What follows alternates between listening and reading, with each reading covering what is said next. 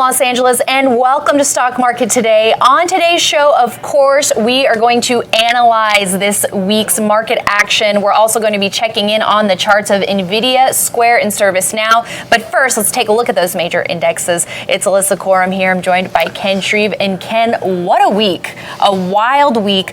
Lots of rapid declines. And to cap it off today, a very wild session, and the NASDAQ somehow clawing its way back and finishing barely in the green, but down a ton for the week. Yeah, well, last check, the Dow and S&P 500 were showing weekly losses of around 13%. They may have ended a little bit better than that, but definitely some buyers coming in during the final few minutes of trading. Hard to believe that the Nasdaq ended with a fractional gain, but you mentioned selling in the Dow and S&P 500 in small caps, but definitely a little bit of a rally into the close. And we can see a look at the Nasdaq chart here, still holding support at that long-term support level, the 200-day moving average. We'll see what next week brings. Yeah, that's right. We'll be analyzing everything very closely because, if we keep declining, obviously still in deep correction mode. But if we start seeing some sort of rally attempt, we will definitely be keeping a close watch. Yeah, I mean, listen, so negative, I wanted to mention just negative sentiment was fueled today. The World Health Organization raised its, the threat level to continued spread of the coronavirus to very high. That's its highest level.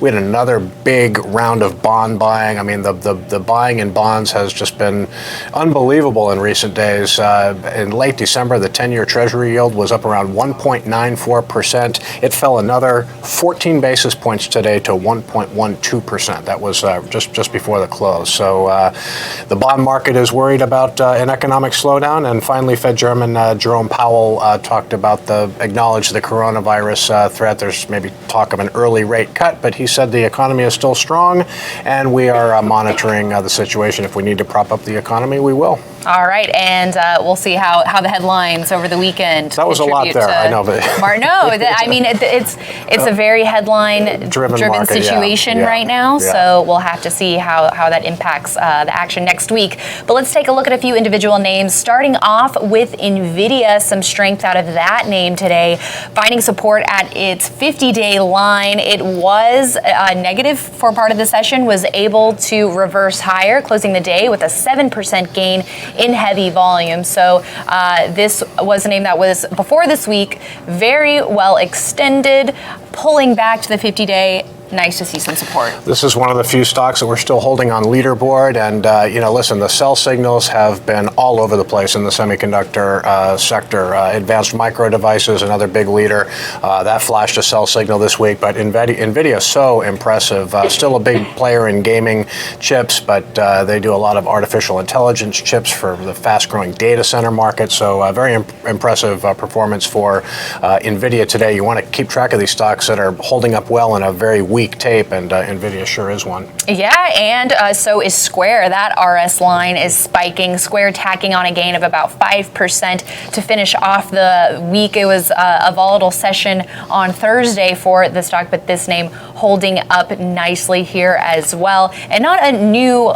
all-time high for that RS line, I don't believe, but it sure is spiking. It is spiking, and we talked about Square yesterday on the show. They had a very solid earnings report. Its new Cash app is doing very well. Lots of monthly active users there, but the stock got pulled down with the broad market late Thursday, gave back a big percentage gain, but the stock was very impressive today. I think it ended with a gain of about 5%. About 5% or so. So I wanted to give Square a shout out for a second day, but bullish price action today. Yes, and last but not least, let's check in on the chart of ServiceNow. A nice upside reversal here as well for this enterprise software stock, with support too at the 50-day line. It looks like we have a gain of about 1.6% today, above average turnover. So once again, a little bit of a theme here. Stocks that were just powering higher after breakouts, now pulling back. we want to see that support at the moving averages and strong RS lines. Yeah, and with ServiceNow, we actually saw volume come in higher than what we saw Thursday, so that was a positive sign. There was some conviction behind the buying today. But ServiceNow is nicely above its 50-day moving average, and it's really interesting to see these software stocks, which have been, tremendous performers in the market due to very strong earnings and sales growth and continued strong earnings prospects in the sector. Names like Shopify, Atlassian, there's Dynatrace, a new issue, Datadog, so, several enterprise software stocks that are acting very well at their 50-day lines. Yes, and so those are perfect names to keep on your watch list as we look for market conditions to improve. We're not saying they're going to starting Monday, but you have to keep that watch list fresh, and those are some great ideas for you. And the conversation, of course, will continue on IBD Live next week. You can check out the details at investors.com/IBD Live. I mean, obviously, our show is great. We're capping off the day with our end-of-day analysis, but IBD Live to start your day before the market opens through the first hour of trade, really getting that in-depth analysis. Well, I mean, all these software names that I just rattled off, ServiceNow, Dynatrace, Datadog, Atlassian, these are all, IBD Live, Live stocks that we talk about because they're really showing great institutional support in this market, and they all have outstanding fundamentals. All right. Well, once again, make sure you check that out so you can get some ideas for your watch list and also analysis on what is going on with this crazy market. Yeah, market analysis, stock analysis. It's IBD Live is pretty comprehensive. Yes, it is. All right, and we do have a webinar coming up on March 10th. Nailed it, failed it.